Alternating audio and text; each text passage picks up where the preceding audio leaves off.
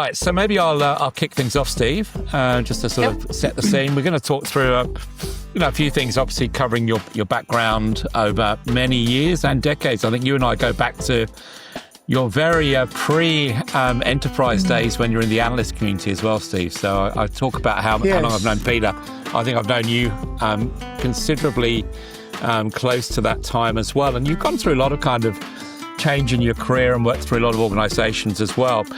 I think one of the big things that you've been talking about is the need to sort of accelerate digital capability, digital fitness, as we look at this move towards not just digital transformation, but transforming the way we approach technology in general. So I think since you spent, more than a decade, if you like, in some of the most, let's say, complex public sector environments, Steve, to be nice. And, everyone talks about transformation, but you've always kind of pushed back a little bit in terms of what transformation needs to look like. And Peter, you talk to a lot of organizations as well, don't you? So Well, Steve, if I look at the research that I've conducted when I was with places like IDC or with ADAPT, what we see is when we ask people what's one of the biggest challenges they face as CIOs, they tell us it's migrating from legacy systems. And there seems to be a mindset that actually people are being a bit timid or they're not being a bit determined about it. And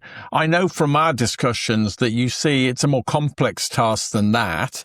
And I suppose it's worthwhile coming in, and Matt's given you some forerunning about some of the organizations you work with. Maybe it would be worthwhile just telling people some of the environments you've been in and what have been the challenges of transforming those organizations.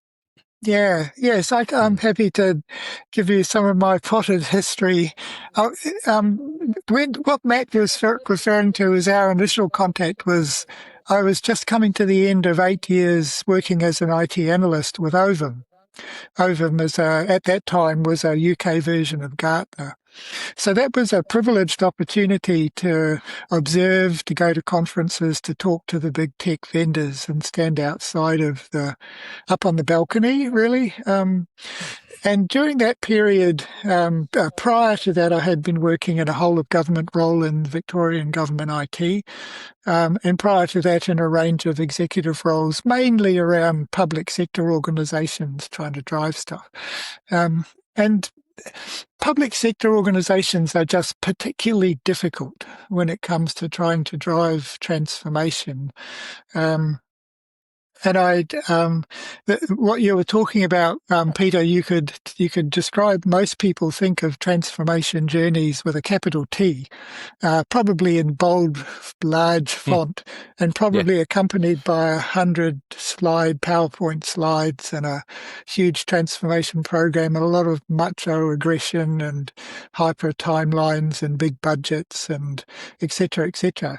And that my experience in public sector agencies was that is got such a low rate of success that it becomes almost futile, particularly at state government level. There are so few examples of big transformation journeys that were successful in anything other than very charitable retrospective rendering of what happened. But Steve, how much does that tie into the mindset of something like a political environment where people do big projects as a way of sort of showing they're tackling something, they're addressing problems? If you're doing something iteratively and in small pieces, it looks a bit timid by contrast. Yes, it does. Lacking in ambition, Yeah, that's the word. Yeah. And I guess it then depends whether your real interests are actually getting something done in a sustainable, practical manner, or just going through the theatre of things. And a lot of people, I think, are just kind of going through the theatre of things. When I was at the end of that Ovum period, I was invited to present to a town hall meeting, actually in the Melbourne Town Hall, of senior secretaries and deputy secretaries across the whole of the Victorian Public Service. And I remember at the time, I was a bit of a ranter and a raver, which is easy when you're an analyst. And I really tore the strips off the assembled people in the room in the sense of, You guys and girls are asleep at the wheel. You do not know what's coming next. And that was, if you'll recall, back in 2014, the start of cloud computing and everything that happened with that. And I thought I'd gone way, way too far. I talked about my platform plus agile notions and incremental change and enabled by cloud services and software as a service and platforms.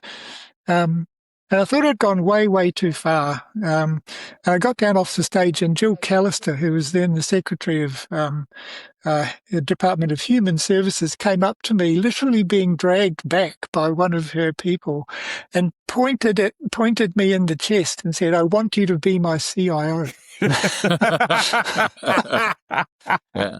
And that was the first time it really occurred to me that, maybe I was onto something here.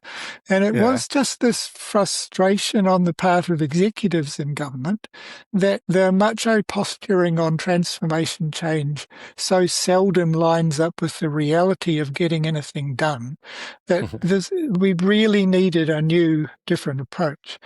And surprise, surprise, when I did get the CIO gig in working for Jill and DHS at the time, I put into practice all of the ideas I'd developed as an analyst, and surprise, surprise, they worked. What did your team feel about those? What do the people that who were reporting you feel about the sort of ways of working that you were outlining? Well, they became very empowered by it. And whilst there was kind of an initial, "Oh my God, what the hell is this guy on about?" kind of reaction, then the essence of it is making strategic decisions around platforms and capabilities and teams of people and ways of working, and then deriving remorseless incremental change at a high cadence. And the reason that that works well for staff involved in that journey is they're actually doing things, they're achieving things, they're delivering systems to a high cadence, and they're getting recognition and satisfaction from that, as opposed to, for example, the alternative of working for 18 months to 2 years on a business case for a funding submission that comes to nothing. So with this, I'm interested, just kind of picking up that a bit more, because, you talked about the shifting it away from just being this kind of big transformation where we don't necessarily always achieve something, but we can say we're doing something, to this kind of incremental approach. And there's this kind of concept I talk a lot about, and that is that, and just listening to you there, it sounds really as if you're shifting the kind of almost the way of doing things from, being, I call it kind of a rock star status, right? From rock star to rock band, right? So I think the point you're saying here is that you're helping the people within the department, within your organization, actually be part of the band for the ultimate success, if that makes sense. Would that be fair to say? Exactly. And it should be the core team of people that's comprising the band, rather than a bunch of blow-in consultants or systems integrators that have been hired for a specific project or contract. I'm not saying we don't need those, but I'm saying the core of the digital fitness of the organization needs to be internal, because that is the recurring, resilient capability which gets better and better and better with every project. And the people that are involved in that feel good about it. I want to explore this idea of digital fitness, because I think it's an interesting one, because you've got a lovely analogy with a gym membership that I thought you might want to share. Yeah, exactly. So to go back to, the misery of big IT projects, that's the equivalent of waking up in the morning and deciding that you want to run a marathon. And thinking that that's a practical, useful way to do it. You just need to get the gym membership and maybe hire a performance coach, and you'll be right for the marathon starting at 11 o'clock. It's just ridiculous as a notion. The relevant analog for fitness is the idea that our own personal fitness is something that you have to invest in and develop over time. You cannot just wake up and say that you are now fit. You can't buy it. You have to invest in it yourself personally, and it's a combination of a whole range of factors: lifestyle, diet, exercise, etc., etc. Now, the same thing applies to digital transformation capability, in my experience.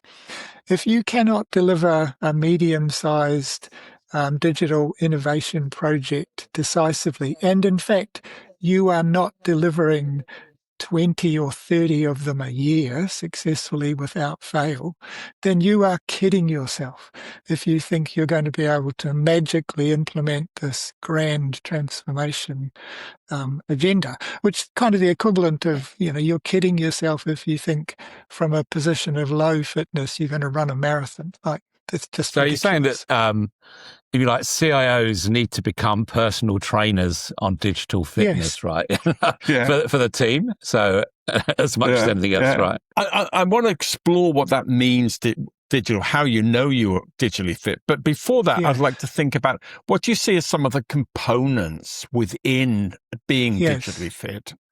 Yeah. And so the first one is that you are doing stuff, that you are, let's say doing the exercises, you are able to, and you are transparently and demonstrably active, which turns into, a high cadence delivery of digital innovations, websites, new systems, enhancements, upgrades, etc.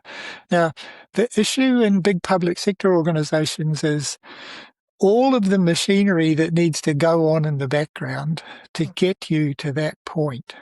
And the core enablers are the things that trip over most agencies all the time. It starts with how you get money. And how you use money to construct multi-year investment flows, which you have agency and control over. And then how you use the capability enabled by the money sensibly with strategy and architecture to do useful things with it and align it to sensible investments. And then how you use the money to employ people and have them as a standing capacity in your organization, not a transactional workforce that comes and goes with the tide. And then how you purchase enduring platform capabilities, so the strategic procurements with big platforms, Microsoft, OutSystems, Salesforce, whatever, and all of the other pieces of middleware and other software that goes with the ecosystem. How you set up strategic partnering relationships with your key vendors, and how you manage data in the midst of all of that. So those things in combination, when exercised regularly, create the idea of the digital fitness idea.